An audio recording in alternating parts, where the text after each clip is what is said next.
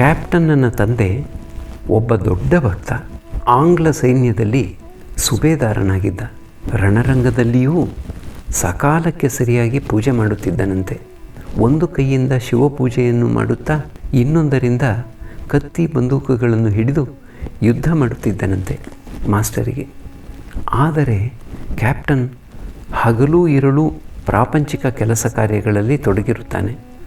ನಾನು ಆತನ ಮನೆಗೆ ಹೋದಾಗಲೆಲ್ಲ ಆತನ ಹೆಂಡತಿ ಮಕ್ಕಳು ಆತನನ್ನು ಸುತ್ತುಗಟ್ಟಿಕೊಂಡಿರುವುದು ನನ್ನ ಕಣ್ಣಿಗೆ ಬೀಳುತ್ತಿರುತ್ತದೆ. ಇವೂ ಅಲ್ಲದೆ ಆತನ ಜನರು ಆಗಾಗ ಲೆಕ್ಕದ ಪುಸ್ತಕಗಳನ್ನು ತಂದು ತೋರಿಸುತ್ತಲೇ ಇರುತ್ತಾರೆ. ಆದರೂ ಒಮ್ಮೊಮ್ಮೆ ಆತನ ಮನಸ್ಸು ಭಗವತ್ ಚಿಂತನೆಯನ್ನೂ ಮಾಡುತ್ತಿರುತ್ತದೆ. ಆತನನ್ನು ಒಬ್ಬ ವಿಷಮ ಜ್ವರದ ರೋಗಿಗೆ ಹೋಲಿಸಬಹುದು. ಸನ್ನಿ ಯಾವಾಗ ನೋಡಿದರೂ ಆತನನ್ನು ಮುಚ್ಚಿಕೊಂಡಿರುತ್ತದೆ. ಆದರೆ ಆಗಾಗ ಆತನಿಗೆ ಥಟ್ಟನೆ ಪ್ರಜ್ಞೆ ಬಂದು ಕೂಗಿಕೊಳ್ಳುತ್ತಾನೆ, ನೀರು ಕುಡಿಯಬೇಕು, ನೀರು ಕುಡಿಯಬೇಕು ಅಂತ. ಆತನಿಗೆ ನೀರನ್ನು ಕುಡಿಸುತ್ತಿದ್ದ ಹಾಗೆಯೇ ಮತ್ತೆ ಆತನನ್ನು ಸನ್ನಿ ಮುಚ್ಚಿಕೊಂಡು ಬಿಡುತ್ತದೆ. ಬಾಹ್ಯ ಪ್ರಜ್ಞೆಯೇ ಇಲ್ಲದಂತಾಗುತ್ತದೆ. ನಾನು ಕ್ಯಾಪ್ಟನ್ನಿಗೆ ಹೇಳಿದೆ, ನೀನು ಒಬ್ಬ ಕರ್ಮಕಾಂಡಿ. ಆತ ಹೇಳಿದ, ಹೌದು ನಿಜ, ನನಗೆ ಪೂಜೆ ಪುರಸ್ಕಾರಗಳು ಅಂದರೆ ಬಹಳ ಉತ್ಸಾಹ. ಜೀವನಿಗೆ ಕರ್ಮ ಮಾರ್ಗ ವಿನಃ ಬೇರೆ ವಿಧಿಯೇ ಇಲ್ಲ. ನಾನು ಹೇಳಿದೆ, ಹಾಗೆಂದು ಚಿರಕಾಲವೂ ಈ ವಿಧವಾದ ಕರ್ಮಗಳಲ್ಲಿಯೇ ತೊಡಗಿರಬೇಕೇ? ದುಂಬಿಯು ಎಲ್ಲಿಯವರೆಗೆ ಝೇಂಕರಿಸುತ್ತದೆ? ಹೂವಿನ ಮೇಲೆ ಕೂರದವರೆಗೆ, ಜೇನು ಕುಡಿಯದವರೆಗೆ. ಜೇನು ಕುಡಿಯುವಾಗ ಅದರ ಝೇಂಕೃತಿಯೆಲ್ಲ ನಿಂತು ಹೋಗಿಬಿಡುತ್ತದೆ ಅಂತ ಆತ ಹೇಳಿದ. ಆದರೆ ನಿಮ್ಮ ಹಾಗೆ ನಾವು ಪೂಜೆ ಪುರಸ್ಕಾರಗಳನ್ನೆಲ್ಲ ಬಿಟ್ಟು ಬಿಡಲಾಗುವುದೇನು?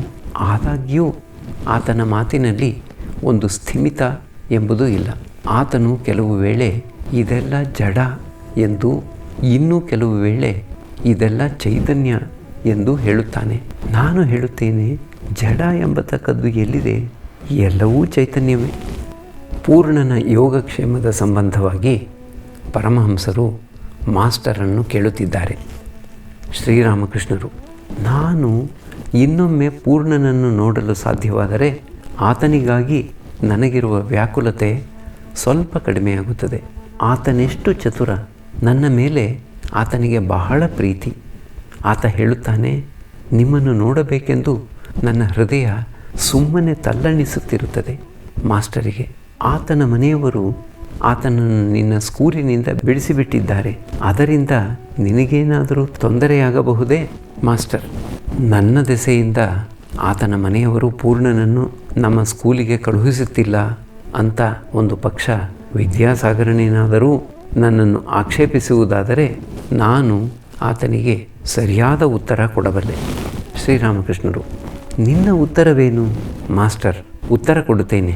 ಸಾಧು ಸತ್ಪುರುಷರ ಸಹವಾಸ ಮಾಡಿದರೆ ಭಗವದ್ಭಾವನೆಯೇ ಉದ್ದೀಪನೆಯಾಗುತ್ತದೆ. ಅದು ಕೆಟ್ಟದ್ದೇನಲ್ಲ. ಮತ್ತೆ ನಾನು ಆತನಿಗೆ ಹೇಳುತ್ತೇನೆ, ಸ್ಕೂಲಿಗೆ ಇಟ್ಟಿರುವ ಟೆಕ್ಸ್ಟ್ ಬುಕ್ಕಿನಲ್ಲಿಯೂ ಹೃತ್ಪೂರ್ವಕವಾಗಿ ಭಗವಂತನನ್ನು ಪ್ರೀತಿಸಬೇಕು ಎಂದು ಹೇಳಿದೆ ಅಂತ ಪರಮಹಂಸರು ನಗುತ್ತಿದ್ದಾರೆ. ಶ್ರೀರಾಮಕೃಷ್ಣರು, ನಾನು ಕ್ಯಾಪ್ಟನ್ನನ ಮನೆಗೆ ಹೋಗಿದ್ದಾಗ ಅಲ್ಲಿಗೆ ಚಿಕ್ಕ ನರೇನನನ್ನು ಕರೆಸಿದೆ. ಆತನಿಗೆ ಹೇಳಿದೆ, ನಿನ್ನ ಮನೆ ಎಲ್ಲಿದೆ? ನಡಿ ಹೋಗೋಣ ಅಂತ. ಆತ ಹೇಳಿದ, ದಯವಿಟ್ಟು ಬನ್ನಿ ಅಂತ. ನಾವು ಅಲ್ಲಿಗೆ ಹೋಗುತ್ತಿರುವುದು ತನ್ನ ತಂದೆಗೆ ಗೊತ್ತಾಗಿ ಬಿಡುವುದೆಂದು ಹೆದರುತ್ತಾ ನಮ್ಮನ್ನು ಕರೆದುಕೊಂಡು ಹೋದ. ಎಲ್ಲರೂ ನಗುತ್ತಿದ್ದಾರೆ. ಒಬ್ಬ ಅಭ್ಯಾಗತನಿಗೆ, ನೀನು ಬಹಳ ಕಾಲದಿಂದ ಬರಲೇ ಇಲ್ಲವಲ್ಲ, ಬಹುಶಃ 7-8 ತಿಂಗಳೇ ಆಗಿರಬೇಕು. ಅಭ್ಯಾಗತ, 1 ವರ್ಷವಾಗಿ ಹೋಯಿತು. ಶ್ರೀರಾಮಕೃಷ್ಣರು, ನಿನ್ನ ಜೊತೆಯಲ್ಲಿ ಇನ್ನೊಬ್ಬ ಬರುತ್ತಿದ್ದನಲ್ಲವೇ? ಅಭ್ಯಾಗತ, ಹೌದು, ಆತನ ಹೆಸರು ನೀಲಮಣಿ ಬಾಬು ಅಂತ. ಶ್ರೀರಾಮಕೃಷ್ಣರು, ಆತನೇಕೆ ಬರುತ್ತಿಲ್ಲ? ಒಮ್ಮೆ ಇಲ್ಲಿಗೆ ಬರುವಂತೆ ಆತನಿಗೆ ಹೇಳು. ನನಗೆ ಆತನನ್ನು ನೋಡಬೇಕು ಅಂತ ಇಚ್ಛೆಯಾಗುತ್ತಿದೆ. ನಿನ್ನೊಡನೆ ಬಂದಿರುವ ಈ ಹುಡುಗನು ಯಾರು? ಅಭ್ಯಾಗತ, ಈತ ಅಸ್ಸಾಮಿನಿಂದ ಬಂದಿದ್ದಾನೆ. ಶ್ರೀರಾಮಕೃಷ್ಣರು, ಅಸ್ಸಾಮು ಎಲ್ಲಿದೆ? ಯಾವ ದಿಕ್ಕಿನಲ್ಲಿದೆ? ಆಶುವಿನ ಯೋಗಕ್ಷೇಮದ ಸಂಬಂಧವಾಗಿ ದ್ವಿಜ ಪರಮಹಂಸರಿಗೆ ತಿಳಿಸಲು ಆರಂಭಿಸಿದ. ಆಶುವಿನ ತಂದೆ ಆತನ ಮದುವೆಗೆ ಏರ್ಪಾಡು ನಡೆಸುತ್ತಿದ್ದಾನೆ. ಆದರೆ ಆತನಿಗೆ ಮಾತ್ರ ವಿವಾಹವಾಗಲು ಇಚ್ಛೆಯಿಲ್ಲ. ಶ್ರೀರಾಮಕೃಷ್ಣರು, ನೋಡಿ ಆತನಿಗೆ ಇಚ್ಛೆಯಿಲ್ಲ, ಆದರೂ ಬಲಾತ್ಕರಿಸಿ ವಿವಾಹ ಮಾಡುತ್ತಿದ್ದಾರೆ. ಹಿರಿಯ ಅಣ್ಣನನ್ನು ಪೂಜ್ಯ ದೃಷ್ಟಿಯಿಂದ ನೋಡಬೇಕು ಅಂತ ಪರಮಹಂಸರು ಒಬ್ಬ ಭಕ್ತನಿಗೆ ಹೇಳುತ್ತಿದ್ದಾರೆ. ಆತನಿಗೆ ಹೇಳಿದರು, ಹಿರಿಯ ಅಣ್ಣ ತಂದೆಗೆ ಸಮಾನ, ಆತನನ್ನು ಗೌರವದಿಂದ ಕಾಣಬೇಕು. ಭಕ್ತರ ಮಧ್ಯದಲ್ಲಿ ಒಬ್ಬ ಪಂಡಿತ ಕುಳಿತಿದ್ದಾನೆ. ಆತ ಉತ್ತರ ಭಾರತವಾಸಿ. ಶ್ರೀರಾಮಕೃಷ್ಣರು ನಗುತ್ತಾ ಮಾಸ್ಟರಿಗೆ, ಈತ ಒಬ್ಬ ದೊಡ್ಡ ಭಾಗವತ ಪಂಡಿತ. ಮಾಸ್ಟರ್ ಮತ್ತು ಉಳಿದ ಭಕ್ತರು ಪಂಡಿತನ ಕಡೆ ಏಕದೃಷ್ಟಿಯಿಂದ ನೋಡಲಾರಂಭಿಸಿದರು. ಶ್ರೀರಾಮಕೃಷ್ಣರು ಪಂಡಿತನಿಗೆ, ಒಳ್ಳೆಯದು, ಯೋಗಮಾಯೆ ಅಂದರೇನು? ಪಂಡಿತ ಒಂದು ಅಸಮರ್ಪಕ ಉತ್ತರವನ್ನು ಕೊಟ್ಟ. ಶ್ರೀರಾಮಕೃಷ್ಣರು, ರಾಧಿಕೆಯನ್ನು ಏಕೆ ಯೋಗಮಾಯೆ ಅಂತ ಕರೆಯುತ್ತಿಲ್ಲ? ಪಂಡಿತ ಇದಕ್ಕೂ ಒಂದು ವಿಧವಾದ ಉತ್ತರ ಕೊಟ್ಟ. ಶ್ರೀರಾಮಕೃಷ್ಣರು, ರಾಧಿಕೆ ವಿಶುದ್ಧ ಸತ್ವಸ್ವರೂಪಳು, ಆಕೆ ಪ್ರೇಮಮಯಿ. ಯೋಗಮಾಯಿಯಲ್ಲಿ ಸತ್ವ, ರಜಸ್ಸು, ತಮಸ್ಸು ಈ 3 ಗುಣಗಳೂ ಇವೆ. ಶ್ರೀಮತಿಯ ಆಂತರ್ಯದಲ್ಲಿ ವಿಶುದ್ಧ ತತ್ವ ಇತ್ತು. ವಿಶುದ್ಧ ತತ್ವ ವಿನಾ ಬೇರೆ ಏನೂ ಇಲ್ಲ. ಮಾಸ್ಟರಿಗೆ, ನರೇಂದ್ರ ಈಗ ಶ್ರೀಮತಿಯನ್ನು ಅತ್ಯಂತ ಪೂಜ್ಯ ದೃಷ್ಟಿಯಿಂದ ನೋಡುತ್ತಿದ್ದಾನೆ. ಆತ ಹೇಳುತ್ತಾನೆ, ಯಾರೇ ಆಗಲಿ ಸಚ್ಚಿದಾನಂದನನ್ನು ಯಾವ ರೀತಿಯಾಗಿ ಪ್ರೀತಿಸಬೇಕು ಎಂಬುದನ್ನು ಅರಿಯಬೇಕಾದರೆ ಅದನ್ನು ಶ್ರೀಮತಿಯಿಂದ ಅರಿತುಕೊಳ್ಳಬೇಕು ಎಂದು. ಯಾರೇ ಆಗಲಿ ಸಚ್ಚಿದಾನಂದನನ್ನು ಯಾವ ರೀತಿಯಾಗಿ ಪ್ರೀತಿಸಬೇಕು ಎಂಬುದನ್ನು ಅರಿಯಬೇಕಾದರೆ ಅದನ್ನು ಶ್ರೀಮತಿಯಿಂದ ಅರಿತುಕೊಳ್ಳಬೇಕು ಎಂದು. ಸಚ್ಚಿದಾನಂದ ರಸಾಸ್ವಾದನೆ ಮಾಡಲು ಸುಗ ತಾನೇ ರಾಧಿಕೆಯನ್ನು ಸೃಷ್ಟಿಸಿದ್ದಾನೆ. ಸಚ್ಚಿದಾನಂದ ಕೃಷ್ಣನ ಅಂಗದಿಂದ ರಾಧಿಕೆ ಹೊರಹೊಮ್ಮಿದ್ದಾಳೆ. ಸಚ್ಚಿದಾನಂದ ಕೃಷ್ಣನೇ ಆಧಾರ, ಮತ್ತೆ ಆತನೇ ರಾಧಿಕೆಯ ರೂಪದಲ್ಲಿ ಆಧೇಯ. ಸಚ್ಚಿದಾನಂದ ತನ್ನ ರಸವನ್ನು ತಾನೇ ಆಸ್ವಾದಿಸಲು, ಅಂದರೆ ತನ್ನನ್ನೇ ತಾನು ಪ್ರೀತಿಸಿ ಆನಂದ ಪಡಲು ರಾಧಿಕೆಯ ರೂಪದಿಂದ ವ್ಯಕ್ತನಾಗಿದ್ದಾನೆ. ಅದಕ್ಕಾಗಿಯೇ ವೈಷ್ಣವ ಶಾಸ್ತ್ರದಲ್ಲಿ ಬರೆದಿದೆ, ರಾಧಿಕೆ ಜನ್ಮ ತಾಳಿದ ನಂತರ ಕಣ್ಣು ಬಿಡಲಿಲ್ಲ.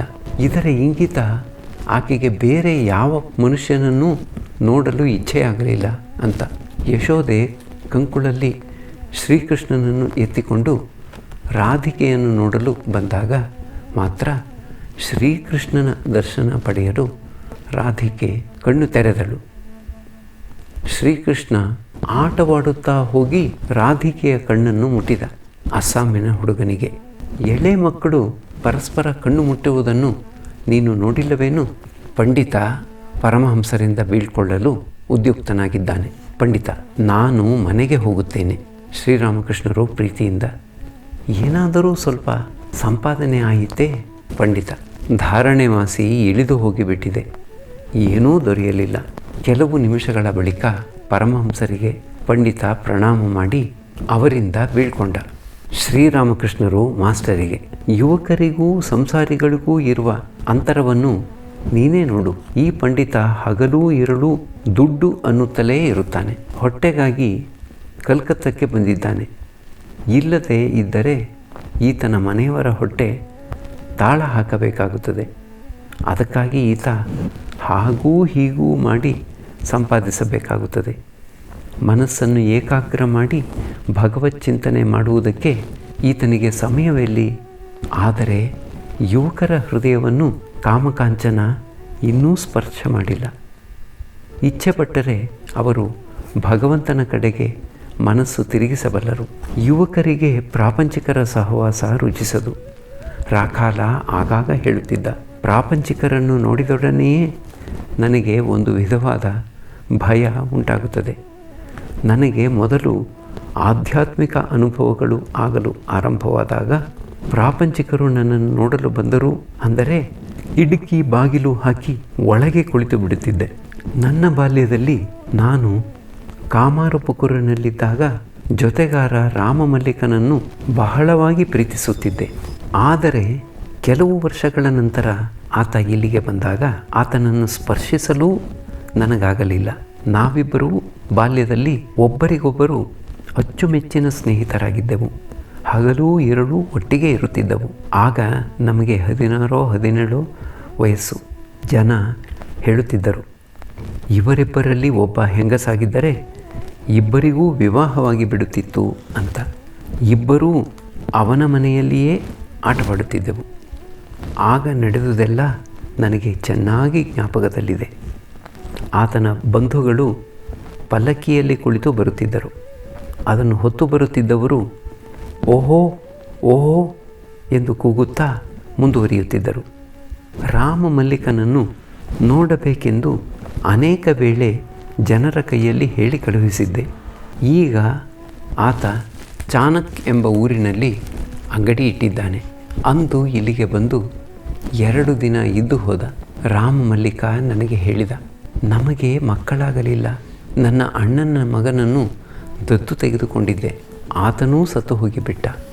ಆ ಮಾತನ್ನು ಹೇಳುತ್ತಾ ರಾಮ ಮಲ್ಲಿಕ ನಿಟ್ಟುಸಿರು ಬಿಟ್ಟ. ಕಣ್ಣಿನಿಂದ ನೀರು ಸುರಿಯಲಾರಂಭಿಸಿತು. ತನ್ನ ದತ್ತು ಮಗನಿಗಾಗಿ ಆತ ಬಹಳವಾಗಿ ಶೋಕಾಕ್ರಾಂತನಾಗಿರುವಂತೆ ಕಂಡುಬಂದ. ಮತ್ತೆ ಹೇಳಿದ, ನಮಗೆ ಮಕ್ಕಳಿಲ್ಲದುದರಿಂದ ನನ್ನ ಹೆಂಡತಿಯ ವಾತ್ಸಲ್ಯ ಪ್ರೇಮವೆಲ್ಲ ಆ ಹುಡುಗನ ಕಡೆಗೆ ತಿರುಗಿತ್ತು. ಈಗ ಆಕೆ ಶೋಕದಿಂದ ಕಂಗೆಟ್ಟು ಹೋಗಿದ್ದಾಳೆ. ನಾನು ಆಕೆಗೆ ಹೇಳಿದೆ, ಹುಚ್ಚಿ, ಸುಮ್ಮನೆ ಶೋಕಪಟ್ಟರೆ ದೊರೆಯುವುದೇನು?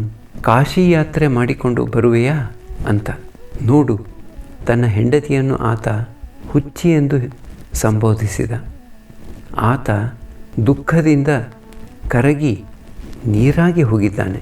ಸತ್ವವೇ ಇಲ್ಲದವನಂತಾಗಿದ್ದಾನೆ. ಆತನನ್ನು ಸ್ಪರ್ಶಿಸುವುದಕ್ಕೂ ನನ್ನ ಕೈಯಲ್ಲಿ ಆಗಲಿಲ್ಲ.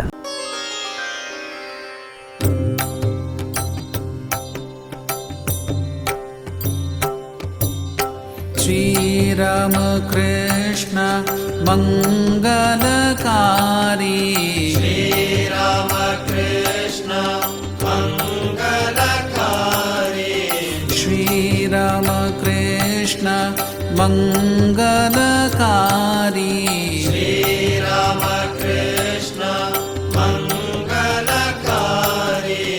ನಮೋ ನಾರಾಯಣ ಭವದುಃಖ